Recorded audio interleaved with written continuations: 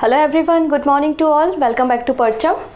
आज हम 9th and 10th of October के करंट अफेयर्स देखेंगे क्योंकि मंडे को वीकली सीए आता है, डेली सीए नहीं आता।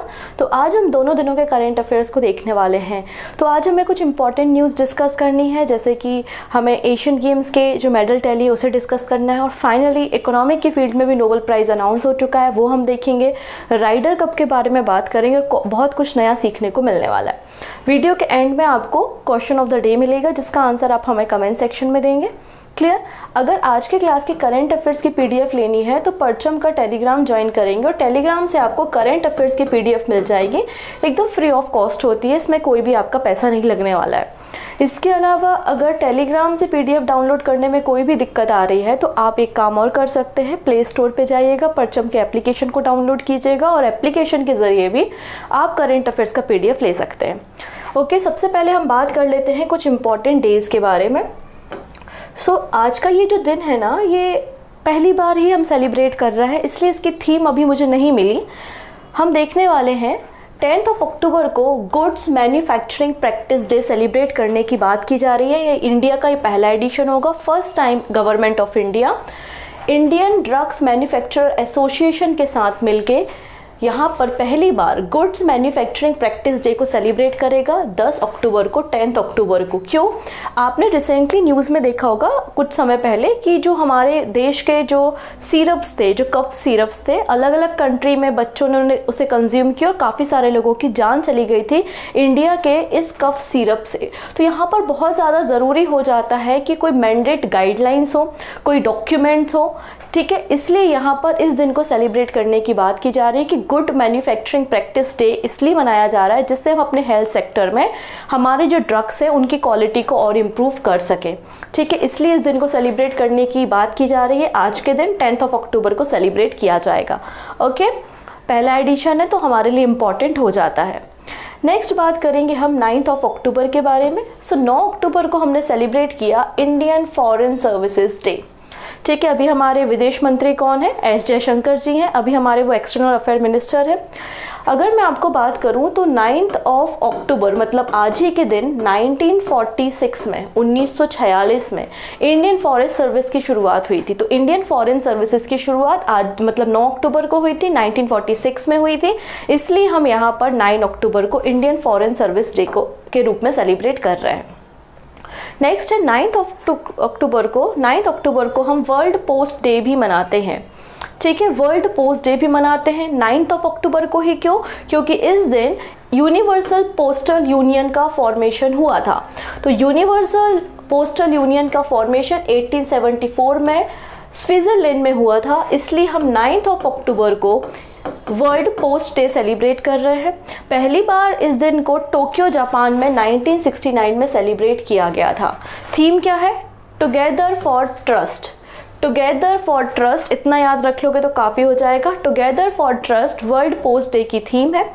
अब यहाँ पर इसी दिन के साथ भारत में नेशनल पोस्टल वीक की शुरुआत हो गई है। 9th ऑफ अक्टूबर से लेके 15th ऑफ अक्टूबर तक इंडिया सेलिब्रेट करेगा नेशनल पोस्टल वीक, ठीक है। तो हमारे लिए ये वाला पॉइंट ज़्यादा इम्पॉर्टेंट है। नेशनल पोस्टल वीक कब से कब तक हम सेलिब्रेट करने वाले हैं? तो 9th ऑफ अक्टूबर से लेके 15th ऑफ अक्टूबर के बीच में। नेक्स्ट बात करेंगे 10th ऑफ अक्टूबर की। अगेन आज हम एक और दिन सेलिब्रेट कर रहे हैं which is world mental health day, ठीक है। तो वर्ल्ड मेंटल हेल्थ डे हम 1992 से इस दिन को सेलिब्रेट कर रहे हैं with the help of world federation for mental health, world federation for mental health, ठीक है। तो इनके द्वारा बेसिकली इस दिन को सेलिब्रेट किया जाता है। ओके, यहाँ पर इनका मकसद है या थीम है, आप कह सकते हैं mental health is a universal human right. Mental health is a universal human right world mental health day की थीम है। पहली बार इसका सेलिब्रेशन 1992 में हुआ था। तो ये कुछ इंपॉर्टेंट डेज थे जिनके बारे में थोड़ी थोड़ी जानकारी हमने ली। इसके अलावा हमने एसएससी जीए का कोर्स लॉन्च किया है जो कि 2024 के लिए टारगेटेड है। मतलब 2024 में जो आपके SSC, CGL, MTS, CHSL, CP और जेई के पेपर होने वाले हैं उन सब के लिए जनरल अवेयरनेस का कंप्लीट पैकेज है, जिसमें आपको सारे सब्जेक्ट जनरल अवेयरनेस के मिलने वाले हैं लास्ट 5 ईयर के PYQ के साथ। ओके, अगर आप इस कोर्स को लेना चाहते हैं तो parchamclasses.in पे विजिट कर सकते हैं और वहाँ से आप इस कोर्स को ले सकते हैं। अदरवाइज परचम का जो एप्लीकेशन है जो प्ले स्टोर में अवेलेबल है, वहाँ से भी आप इस कोर्स को परचेस कर सकते हैं। आइए शुरुआत कर लेते हैं आज के करेंट अफेयर्स की।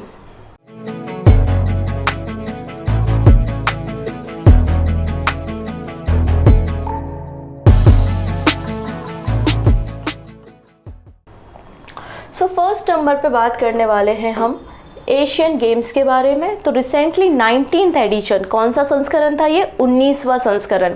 तो 19th एडिशन एशियन गेम्स का कंक्लूड हुआ है चाइना में। ठीक है, पहली बार इंडिया का परफॉर्मेंस सबसे अच्छा रहा है, बेस्ट रहा है। अभी तक इंडिया ने 100+ मेडल्स को अचीव किया है। भारत को 107 मेडल्स मिले हैं। भारत ने कितने मेडल जीते हैं? तो 107 मेडल जीते हैं। इस बार 100 पार का ये जो कमिटमेंट था, वो हमारे जो एथलीट्स हैं, हमारे जो स्पोर्ट पर्सन हैं, उन्होंने इस टारगेट को कंप्लीट किया है और हमने 107 मेडल्स जीते हैं। इन 107 मेडल्स में से 28 गोल्ड मेडल है, 38 सिल्वर मेडल है और 41 आपको ब्रोंज मेडल मिलेंगे। अगर आप एग्ज़ाम के पैटर्न को समझते होंगे तो आजकल ना एग्ज़ाम में आपसे 107 मेडल का जो डेटा है वो नहीं पूछ रहा, आजकल आपसे पूछ रहा है गोल्ड मेडल कितने हैं। तो 28 गोल्ड मेडल है, ये भी आपको याद रखना है। क्लियर है इतनी चीज़ें? तो 19th एडिशन रिसेंटली कंक्लूड हुआ है। जो लास्ट एडिशन था, मतलब लास्ट टाइम जब 2018 की अगर बात करें, जकार्ता में जब एशियन गेम्स हुए थे, तब भारत ने 70 मेडल्स को जीता था। ठीक है, अब देखिए कई सारे बड़े बड़े इवेंट्स होते हैं, जैसे कि ओलंपिक गेम्स होते हैं, अभी एशियन गेम्स हुए, कॉमनवेल्थ गेम्स हुए। तो ये जो बड़े इवेंट है, तो सेकेंड टाइम ही है जब भारत 100+ मेडल को लेकर आया है। इसके पहले 2010 में न्यू दिल्ली में जो कॉमनवेल्थ गेम हुए थे, तब इंडिया 101 मेडल को लेकर आया था। तो किसी भी बड़े इवेंट में, किसी भी बड़े इवेंट जैसे कि कॉमनवेल्थ हो गया, एशियन गेम्स हो गया या फिर ओलंपिक्स हो गया, सेकेंड टाइम ही है जब भारत 100+ मेडल को लेकर आया है। तो एशियन गेम्स में कितने मेडल लाया है? 107 लाया है, 28 गोल्ड है। इसके पहले जब कॉमनवेल्थ गेम 2010 में न्यू दिल्ली में हुए थे, तब 101 मेडल हम लेकर आए थे। पहली बार एशियन गेम्स कब हुए थे? 1951 में पहली बार एशियन गेम्स हुए थे, 1951 में। और कहाँ पर हुए थे? तो न्यू दिल्ली में हुए थे। ठीक है, जो नेक्स्ट एडिशन होगा 2026 में एशियन गेम्स का, वो टोक्यो जापान में होने वाला है। इसके अलावा सबसे ज़्यादा मेडल हमें किस पर्टिकुलर स्ट्रीम में मिले हैं या किस स्पोर्ट में मिले हैं? हमारे जो एथलीट्स हैं, मतलब शॉर्ट पुट, जेवलिन थ्रो, इन सबको मिला दिया जाए तो हमें उसमें 29 मेडल्स मिले हैं। इंडिया की रैंक अगर देखेंगे मेडल टैली में, तो इंडिया की रैंक मेडल टैली में 4th नंबर पे है। तो टॉप किसने किया है? वही जो होस्ट है। होस्ट कौन है? चाइना। तो चाइना यहाँ पे टॉप पर है और चाइना ने 383 मेडल्स जीते हैं। सेकेंड नंबर पे वही कंट्री है जो नेक्स्ट टाइम जो इवेंट आयोजित करेगी, मतलब 20th नंबर की एशियन गेम्स होस्ट करेगी, वो है जापान। एंड 3rd नंबर पे है Republic of Korea. 4th number पे इंडिया है। ठीक है, अब यहाँ पे कुछ हाइलाइट्स है जो आपको स्क्रीन पे दिखाई दे रहा है। मैंने एक शॉर्ट वीडियो भी बनाया हुआ था, आई थिंक आपने वो देखा होगा शॉर्ट वीडियो। तो शॉर्ट वीडियो में मैंने कुछ हाइलाइट्स को डिस्कस कर दिया था, कुछ और हाइलाइट्स को अभी हम डिस्कस कर लेते हैं। तो 19th नंबर का जो 19th एडिशन जो एशियन गेम्स का हुआ है, इस 19th एडिशन में हमारी जो वीमेंस कबड्डी टीम है, वीमेंस की कबड्डी टीम ने गोल्ड मेडल जीता है और चाइनीज ताइपे को डिफीट किया है। नेक्स्ट अगर हम मेंस क्रिकेट टीम की बात करें, तो मेंस क्रिकेट टीम ने भी गोल्ड मेडल जीता और अफगानिस्तान को डिफीट किया है। ठीक है, अगर हम इंडिया की वीमेंस टीम के बारे में बात करें, हॉकी वीमेंस टीम के बारे में बात करें, तो इन्होंने जापान को हराया है और ब्रोंज मेडल जीता है। वहीं अगर बात करते हैं तो क्रिकेट में, चाहे वो मेंस की टीम हो या फिर वीमेंस की टीम हो, दोनों ही टीम में हमने गोल्ड मेडल जीता है। बैडमिंटन में आपको 2 इंपॉर्टेंट नाम याद रखने हैं, एक है चिराग शेट्टी और एक है सात्विक साईराज। इन लोगों ने भी मेंस डबल में गोल्ड मेडल हासिल किया है। क्लियर है। रेसलिंग में दीपक पुनिया का नाम याद रखना है। दीपक पुनिया ने रेसलिंग में फ्री स्टाइल में यहाँ पर सिल्वर मेडल जीता है। वहीं अगर हम चेस की बात करें तो चेस में मेंस टीम ने एंड वीमेंस टीम ने दोनों ने सिल्वर मेडल जीता है। क्रिकेट में दोनों टीम ने क्या जीता है? गोल्ड।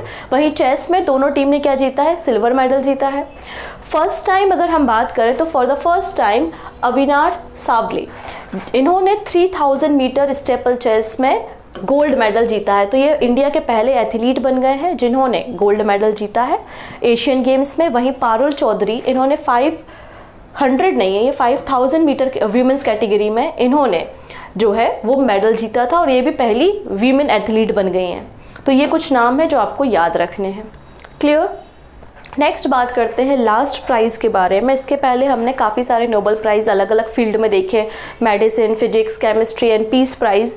आज हम नोबेल इकोनॉमिक्स प्राइज़ के बारे में बात करने वाले हैं। तो इकोनॉमिक्स की फील्ड में नोबेल प्राइज़ को अनाउंस किया जा चुका है और ये प्राइज़ किसे दिया है? तो क्लाउडिया गोल्डिन। अब इकोनॉमी मतलब अर्थशास्त्र, इकोनॉमी मतलब क्या होता है? अर्थशास्त्र, जहाँ पे हम बैंकिंग टर्म्स को समझते हैं और बैंक में जब पैसा होगा तो हम गोल्ड लेंगे, तो ये है गोल्डन। ठीक है। तो क्लाउडिया गोल्डिन जो कि यूएसए से बिलोंग करती हैं, इन्होंने बेसिकली एक रिसर्च की थी, इनका एक वर्क था जिसमें उन्होंने बताया providing the first comprehensive account of women's earning and labour market participation through the century. तो क्या यहाँ पे महिलाओं की भागीदारी रही है और लेबर जो मार्केट है उनका क्या पार्टिसिपेशन रहा है पूरी सेंचुरी में, तो उस पर पूरा इन्होंने डेटा बेसिकली पब्लिश करने का काम किया है। इसलिए इन्हें इकोनॉमिक्स की फील्ड में नोबेल प्राइज़ दिया गया है 2023 का। सो नेक्स्ट न्यूज़ के ऊपर बात करते हैं। ये हैं केन्या से, इनका नाम है केल्विन किप्टम। केल्विन किप्टम ने वर्ल्ड रिकॉर्ड बनाया है। अभी रिसेंटली जो शिकागो में मैराथन हुई थी, उस मैराथन में इन्होंने पूरी मैराथन को 2 आवर्स एंड 35 सेकेंड में कंप्लीट किया और वर्ल्ड रिकॉर्ड बनाया है। तो इसलिए इनका नाम भी आपको याद रखना है। अगर पूछ लिया जाए कि केल्विन किप्टम किस कंट्री से हैं, तो आंसर हो जाएगा केन्या से हैं। डन इतनी चीज़ें। चलिए अब एक और पर्सन के बारे में हमें बात करना है जो इंडियन एयरफोर्स की जो परेड हुई है उस परेड से एसोसिएटेड है। हम बात कर रहे हैं ग्रुप कैप्टन सैलजा धामी के बारे में। ये है ग्रुप कैप्टन सैलजा धामी और ये पहली वीमेन बन गई हैं जिन्होंने प्रयागराज में, अभी जो हम 91st एनिवर्सरी इंडियन एयरफोर्स की सेलिब्रेट कर रहे थे, तो प्रयागराज में हमारी इंडियन एयरफोर्स डे की परेड को इन्होंने कमांड किया है। तो कमांड करने वाली, इंडियन एयरफोर्स डे की परेड को कमांड करने वाली पहली फीमेल कौन बन गई है? ग्रुप कैप्टन सैलजा धामी बन गई हैं। ठीक है। तो इनका नाम आपको याद रखना है। इनसे रिलेटेड एक और न्यूज़ हमने मार्च में डिस्कस की थी और वो न्यूज़ हमने ये डिस्कस की थी कि सैलजा धामी जो है ये पहली वीमेन है जो कि front line IF combat unit, मतलब जो लड़ाकू विमान की यूनिट है, उसको भी ये कमांड कर रही हैं। ठीक है। और इन्होंने इंडियन एयरफोर्स को 2003 में ज्वाइन किया था। तो आपको सैलजा धामी का नाम पता होना चाहिए। ये कुछ पर्सन्स थे जिनके बारे में हमें डिस्कस करना था। इसके अलावा एक और छोटी सी जानकारी है, वो है अबाउट द ये महाभारत मिनिएचर पेंटिंग। एक्चुअली हुआ क्या था, कहानी समझिए पहले। हुआ ये था, एक महाराजा थे उदयपुर के जिनका नाम था जय सिंह। तो जय सिंह जी ने महाभारत की मिनिएचर पेंटिंग बनवाई थी और उन मिनिएचर पेंटिंग्स में बेसिकली क्या था कि जो महाभारत के अलग अलग फ्रेजेस हैं, स्टोरीज हैं, उनको पेंटिंग के जरिए एक्सप्लेन किया गया था। इन पेंटिंग को 1680 से 1698 के बीच में पेंट किया गया था और पेंटर थे अल्लाह बख्श। ठीक है, आला बख्श इनका नाम था। क्लियर। अब ये पेंटिंग तो थी, लेकिन ये पेंटिंग कहीं भी एक जगह पे नहीं थी और इसमें जो फ्रेजेस लिखे हुए थे वो सब आपके मेवाड़ी लैंग्वेज में लिखे हुए थे। तो उन सबको ऑथर करने का काम, उन सबको एक जगह लाने का काम 4 अलग अलग वॉल्यूम में किया गया और फाइनली इसका 4थे नंबर का वॉल्यूम अभी अभी पब्लिश हुआ है। तो हम उन 2 ऑथर के बारे में बात कर ले रहे हैं जिन्होंने 4 अलग अलग वॉल्यूम को पब्लिश किया है। ठीक है। The Mahabharata Mewari miniature painting, तो चंद्र प्रकाश देवल और आलोक भल्ला, ये दोनों ऑथर हैं जिन्होंने recently the Mahabharata Mewari miniature painting का ऑथर किया है, मतलब लिखा है इसको, मतलब जो पेंटिंग थी इनको एक जगह लाए हैं, इसमें जो कहानी थी उनको डिस्क्राइब किया है, इलस्ट्रेट किया है। जो पेंटिंग बेसिकली पेंट की गई थी बाय द अल्लाह बख्श। ठीक है। नेक्स्ट बात कर लेते हैं। ये योगी जी हैं और यहाँ पर इन्होंने रिसेंटली बोला है कि ये जो डॉल्फिन है जो कि गंगा नदी में पाई जाती है, ये यूपी का स्टेट एक्वेटिक एनिमल होगा। ये बात अनाउंस किसने की है? यूपी के CM योगी आदित्यनाथ जी के द्वारा की है। तो Uttar Pradesh chief minister declare dolphin as state aquatic animal. तो उत्तर प्रदेश के मुख्यमंत्री ने डॉल्फिन को राज्य जलीय जीव घोषित किया है। ये डॉल्फिन आपको दिखाई दे रही है, गंगा नदी में पाई जाती है, इसलिए इसको गैंगेटिक डॉल्फिन कहा जाता है, क्योंकि हमारे कंट्री में इंडस रिवर डॉल्फिन भी पाई जाती है, गैंगेटिक रिवर डॉल्फिन भी है, और इरावती रिवर डॉल्फिन भी आपको जो है वो म्यांमार की तरफ देखने को, इरावती नदी पे देखने को मिलती है। तो अलग अलग कैटेगरी है डॉल्फिन की। अगर हम एशिया कॉन्टिनेंट में डॉल्फिन को देखें तो ये जो गंगा नदी में पाई जाती है डॉल्फिन, इनको हम गैंगेटिक डॉल्फिन कहते हैं, और उत्तर प्रदेश गवर्नमेंट के द्वारा इसे स्टेट एक्वेटिक एनिमल डिक्लेयर किया है। ये डॉल्फिन बेसिकली गंगा नदी, Yamuna river, Chambal river, Ghaggar river में आपको देखने को मिल जाएंगी। ठीक है, अब यहाँ पर एक एस्टिमेटेड बताया जाता है कि लगभग 2000 गैंगेटिक डॉल्फिन जो है वो यहाँ पर पाई जाती हैं। बेसिकली एक सर्वे कराया गया था world wide fund for nature और फॉरेस्ट डिपार्टमेंट के द्वारा जीपीएस टेक्नोलॉजी का यूज़ करके, और बताया गया कि लगभग 2000 डॉल्फिन यहाँ पर गंगा नदी पे आपको देखने को मिलेंगी। अगर हम थोड़ा सा और पीछे जाते हैं 2019 में, तो 2019 में क्या हुआ था? 2019 में पंजाब स्टेट ने भी इंडस रिवर डॉल्फिन को अपना स्टेट एक्वेटिक एनिमल डिक्लेयर किया था। Indus river dolphin, Indus river और उसकी जो ट्रिब्यूटरीज है बेसिकली सतलज रिवर और व्यास रिवर में आपको इंडस रिवर डॉल्फिन देखने को मिल जाएंगी। वहीं अगर हम बात करें गवर्नमेंट ऑफ इंडिया के बारे में, तो गवर्नमेंट ऑफ इंडिया ने गैंगेटिक रिवर डॉल्फिन को हमारी नेशनल एक्वेटिक एनिमल भी डिक्लेयर किया है, और 5 अक्टूबर को हम नेशनल डॉल्फिन डे भी सेलिब्रेट करते हैं। पहली बार गंगा नदी में डॉल्फिन को 1801 में डिस्कवर किया गया था। क्लियर? अब यहाँ पर एक छोटी सी जानकारी और है। चलिए नेक्स्ट न्यूज़ के ऊपर डिस्कशन करते हैं। हमने 1-2 दिन पहले एक डिस्कशन किया था अरुणाचल प्रदेश के बारे में, कि अरुणाचल प्रदेश की जो अरुणाचली याक है, तो याक चुरपी को जीआई टैग मिला था, जो कि एक मिल्क प्रोडक्ट है। ये हमने डिस्कशन किया था। अब 2 और प्रोडक्ट है अरुणाचल प्रदेश के जिनको जीआई टैग दिया गया है। कौन कौन से हैं वो? तो पहला है खामती राइस। खामती राइस जो कि एक स्टिकी चिपचिपा, मतलब चिपकने वाला राइस आप कह सकते हैं, अपनी डिफरेंट अरोमा और टेस्ट के लिए बेसिकली जाना जाता है। तो खामती राइस वेराइटी जो है उसे यहाँ पर जीआई टैग दिया गया है। अरुणाचल प्रदेश में आपको ये वेराइटी ऑफ राइस देखने को मिल जाएगी नामसाई डिस्ट्रिक्ट में। नेक्स्ट बात करते हैं थांगसा टेक्सटाइल। तो थांगसा टेक्सटाइल का रिलेशन भी कहाँ से? अरुणाचल प्रदेश से है। बेसिकली जो थांगसा ट्राइब है अरुणाचल प्रदेश की, वो अपने अलग अलग एग्जॉटिक डिज़ाइंस और कलर का यूज़ करके इस टेक्सटाइल को, इस कपड़े को डिज़ाइन करती है। तो ये 2 प्रोडक्ट और आप याद रख लीजिए जिन्हें रिसेंटली अरुणाचल प्रदेश से जीआई टैग दिया है। ओके, यहाँ पर आप देख सकते हैं रिसेंटली ये सर्टिफिकेट भी आप देख सकते हैं कि 3 प्रोडक्ट हैं अरुणाचल प्रदेश के जिनको जीआई सर्टिफिकेशन दिया गया है। थांगसा टेक्सटाइल हो गया, फिर ये खामती राइस जिसको खाओ ताई के नाम से भी जानते हैं, और ये है याक चुरपी। ठीक है, तो ये रिसेंटली इनको दिया गया है। ठीक है, तो इनको आप याद रख लेंगे। नेक्स्ट बात करते हैं, जब हम राइस की बात कर रहे हैं तो एक और हम वैरायटी की राइस को देखेंगे जिसका नाम है पूसा 44। तो ये जो पूसा 44 राइस वैरायटी है, इसका यूज़ जनरली पंजाब हरियाणा के जो फार्मर्स हैं वो पैडी मतलब राइस के कल्टीवेशन के लिए यूज़ करते हैं। लेकिन ये है सीएम, पंजाब के सीएम, और इन्होंने रिसेंटली अनाउंसमेंट किया है कि नेक्स्ट जो खरीफ का सीज़न आएगा उसमें इस वैरायटी को, इस पैडी की वैरायटी को बैन कर दिया जाएगा। तो क्या कारण है पैडी के वैरायटी को बैन करने का, हम उसको यहाँ पर समझ लेते हैं। तो सबसे पहले हम बात कर रहे हैं यहाँ पर एक वैरायटी के बारे में। तो आपको इस वैरायटी के बारे में पहले तो कुछ जानकारी होना चाहिए। पूसा 44 जो है वो एक पैडी मतलब राइस की वैरायटी है जिसको 1993 में डेवलप किया गया था। और डेवलपमेंट किसने किया था? तो Indian council of agriculture research के द्वारा इसको डेवलप किया गया था। ठीक है, ऐसा फार्मर्स का कहना है कि ये जो वैरायटी है इसकी ईल्ड मतलब इसका प्रोडक्शन बहुत ज़्यादा है। अगर 1 हेक्टेयर की बात करें तो 1 हेक्टेयर में लगभग 34 to 40 क्विंटल ये प्रोडक्शन करती है, जबकि दूसरी जो वैरायटी होती है राइस की वो जनरली 28 to 30 क्विंटल पर एकड़ जो है वो प्रोडक्शन करती हैं। मतलब पूसा जो 44 वैरायटी है राइस की, इसका प्रोडक्शन बहुत ज़्यादा है। प्रोडक्शन ज़्यादा है तो ऑब्वियस सी बात है किसानों की आय भी ज़्यादा होती होगी, इनकम भी ज़्यादा होती होगी। फिर क्या रीज़न है कि पंजाब स्टेट इसको बैन करने की बात कर रहा है? इसके कल्टिवेशन को नेक्स्ट सीजन से बैन कर दिया जाएगा, कोई भी किसान अब इस वैरायटी का यूज़ नहीं करेगा। ऐसा क्यों? तो कुछ कंसर्न दिखाए गए हैं। क्या है वो कंसर्न? पहला कंसर्न ये दिखाया गया है कि ये जो पूसा 44 राइस की वैरायटी है, इसका कल्टीवेशन टाइम जो है, इसके पकने का जो समय है, हार्वेस्टिंग का जो समय है वो काफ़ी लंबा है, लगभग 160 डेज है मैच्योर होने का समय, जो लगभग 34 to 40 डेज ज़्यादा है जो नॉर्मल हम राइस की वैरायटी को यूज़ करते हैं। तो हमें यहाँ पे ज़्यादा इरीगेशन करना पड़ता है, लगभग 1 महीने आप देख सकते हैं 35 to 40 डेज आपको ज़्यादा इरीगेशन साइकिल की यूज़ करनी पड़ेगी, पहली चीज़। इसके अलावा जिसके कारण हो क्या रहा है, जो ग्राउंड वाटर है, पंजाब में जो ग्राउंड वाटर है वो सीवियर प्रॉब्लम में आ चुका है, बहुत ज़्यादा प्रॉब्लम यहाँ पे फेस की जा रही है।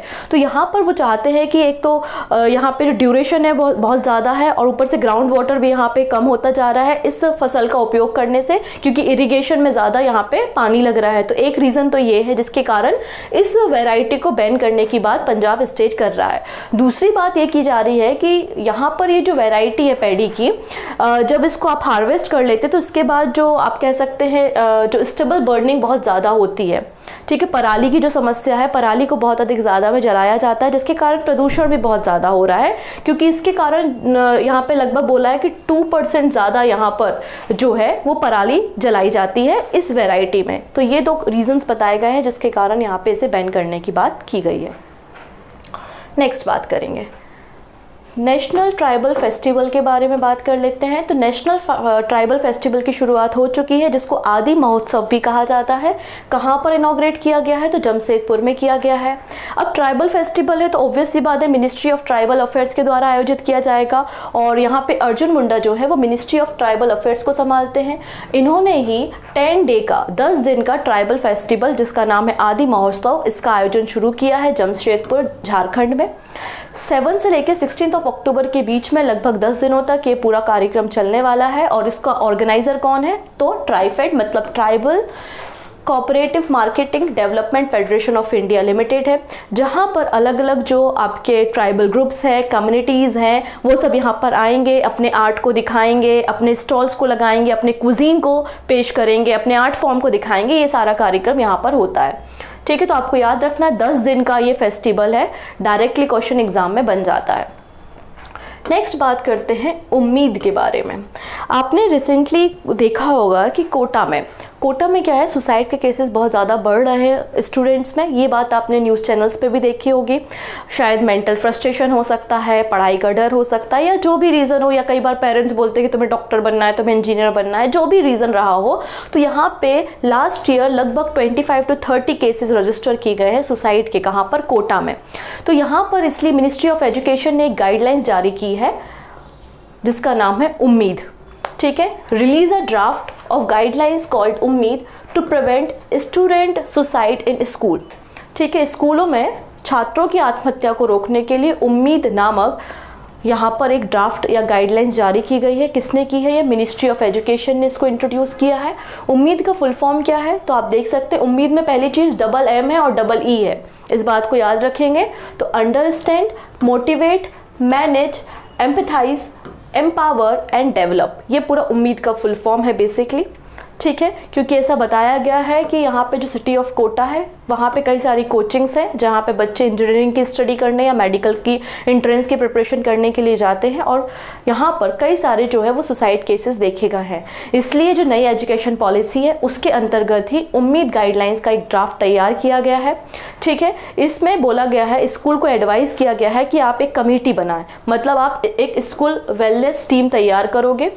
इस स्कूल वेलनेस टीम में प्रिंसिपल होंगे, कुछ और ट्रेन मेंबर्स होंगे जो कि इस क्राइसिस या इस सिचुएशन को डील करेंगे। बच्चों की जो एक्टिविटी है, जो एक्शंस है, जो उनका व्यवहार है, बिहेवियर है, उसको आप नोटिस करेंगे। और अगर पाया जाता है कि कोई भी स्टूडेंट अगर सुसाइड के बारे में सोच भी रहा है तो आप उसको बेसिकली काउंसलिंग प्रोवाइड करोगे जिससे सुसाइड के केसेस जो है वो कम हो सके। तो ये है पूरा उम्मीद, ठीक है। नेक्स्ट बात करते हैं कुछ शॉर्ट न्यूज़ के बारे में, ओके। तो सबसे पहली बात है यहाँ पर RBI ने बेसिकली एक स्टार्टअप कंपनी है जो कि 2016 में बनी थी, बेंगलुरु बेस्ड स्टार्टअप कंपनी है जिसका नाम आप देखेंगे स्लाइस। तो स्लाइस के जो CEO है वो है राजन बजाज। तो यहाँ पर आरबीआई ने स्लाइस और north east small finance bank के मर्जर को अप्रूवल कर दिया है। अभी हमने रिसेंटली देखा था कि बिहार स्टेट ने अपना पहला कास्ट बेस्ड सेंसस को पब्लिश किया था।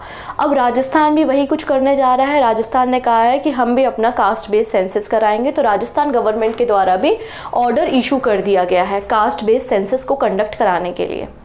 नेक्स्ट है नोकिया अपनी 6G लैब को तैयार कर रहा है बेंगलुरु में, जो कि भारत का जो 6G विजन है उसमें कंट्रीब्यूट करेगा। नेक्स्ट है इंडियन नेवी और स्टेट बैंक ऑफ इंडिया ने लॉन्च किया है नव ई कैश कार्ड। बेसिकली एक यूनिक ई कैश कार्ड है जो कि ऑनलाइन और ऑफलाइन दोनों मोड पे काम करेगा नेवी पर्सनल्स के लिए। ठीक है, अब यहाँ पे हम बात कर रहे हैं 44 नंबर के राइडर कप के बारे में। तो पहले तो आई एम एक्सट्रीमली सॉरी, ये न्यूज़ मेरे हाथ से स्किप हो गई थी, आई डोंट नो कैसे। तो इसलिए एक्चुअली 1 अक्टूबर की घटना है ये, और आज 10 अक्टूबर है। आई नो मैं 10 दिन लेट हूँ, लेकिन इंपॉर्टेंट तो है क्योंकि राइडर कप इंपॉर्टेंट होता है। ठीक है, तो हम इसको यहाँ पर देख लेते हैं। ओके, सो हम बात कर रहे हैं 44 नंबर के राइडर कप के बारे में। तो पहला क्वेश्चन तो ये बनता है कि राइडर कप का एसोसिएशन किस स्पोर्ट से है। तो बेसिकली गोल्फ से रिलेटेड आपको राइडर कप देखने को मिलेगा। राइडर कप जो है वो एक मेंस गोल्फ कॉम्पिटिशन है जो यूरोप और अमेरिका की टीम्स के बीच में खेला जाता है। इसकी शुरुआत 1927 में हुई थी और पहला जो मैच मतलब पहली बार जो होस्ट किया गया था वो यूएसए के द्वारा किया गया था। ठीक है, इतनी चीज़ें। तो 44 नंबर का राइडर कप रिसेंटली कंक्लूड हुआ है। कहाँ पर कंक्लूड हुआ है? रोम, इटली में कंक्लूड हुआ है। और यहाँ पर यूरोपियन मेंस गोल्फ टीम ने जीत हासिल की है और यूएसए मतलब अमेरिका की टीम को यहाँ पे डिफीट किया है। जो नेक्स्ट ईयर मतलब 2025 में राइडर कप खेला जाएगा वो यूएसए में न्यूयॉर्क शहर में खेला जाएगा। क्लियर? तो इसके बारे में ये एडिशनल इन्फॉर्मेशन थी, आप इसे याद रखेंगे। राइडर कप इम्पॉर्टेंट होता है। ओके, मेरे हाथ से रह गया था इसलिए आज मैंने डिस्कस कर दिया। अब बात कर लेते हैं हम एमसीक्यू के बारे में। चलिए, पहला क्वेश्चन ये है कि जॉन फॉसे, इन्हें रिसेंटली नोबेल प्राइज दिया गया है लिटरेचर की फील्ड में। पूछा जा रहा है किस कंट्री से बिलोंग करते हैं, तो आंसर हो जाएगा नॉर्वे। कहाँ से बिलोंग करते हैं ये? नॉर्वे से। ऑप्शन ए बिल्कुल करेक्ट है। नेक्स्ट है इंडियन मेंस हॉकी टीम ने गोल्ड मेडल जीता है किस कंट्री की टीम को डिफीट करके? बताइए, इंडियन मेंस हॉकी टीम, तो आंसर हो जाएगा जापान। Option C.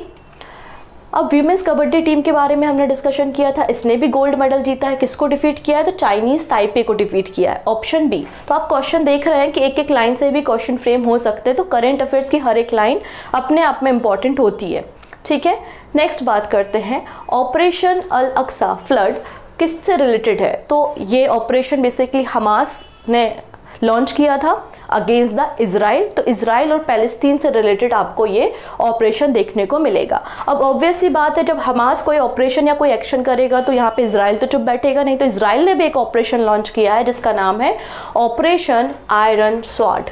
ठीक है, तो अगर पूछ लिया जाए कि ऑपरेशन आयरन स्वॉर्ड किसका है, तो आंसर हो जाएगा इजराइल का ऑपरेशन है हमास को काउंटर करने के लिए। क्लियर है? ऑप्शन यहाँ पे बी करेक्ट है। नेक्स्ट है which is the second state after Bihar to conduct a caste survey? तो आंसर हो जाएगा Rajasthan. Option A. Women officer who commanded first ever Air Force Day parade? तो आंसर है group captain Shailja Dhami. Option C. Next है अब Indian air force day की जो parade है वो कहाँ पर हुई थी? तो आंसर हो जाएगा संगम, प्रयागराज में। ऑप्शन सी बिल्कुल करेक्ट हो जाएगा। नेक्स्ट है who painted Mewari miniature painting of Mahabharata? तो किसने पेंट की है? याद करो, अभी मैंने बताया था अल्लाह बख्श ने। Option C. चलिए बात करते हैं क्वेश्चन ऑफ द डे के बारे में। बड़ा सिंपल सा क्वेश्चन है। ये पूछा जा रहा है कि बांग्लादेश का जो रूपपुर न्यूक्लियर पावर प्लांट है इसके लिए यूरेनियम का शिपमेंट कहाँ से आया है? 4 ऑप्शन है, चाइना, इंडिया, रशिया या फिर बांग्लादेश का खुद का ही यूरेनियम रिजर्व था जहां से शिपमेंट आया है प्लांट के लिए। तो जो भी सही आंसर होगा वो आप हमें कमेंट सेक्शन में दीजिएगा। बाकी सारी बातें हम कल के सेशन में करते हैं। तब तक take care and bye bye.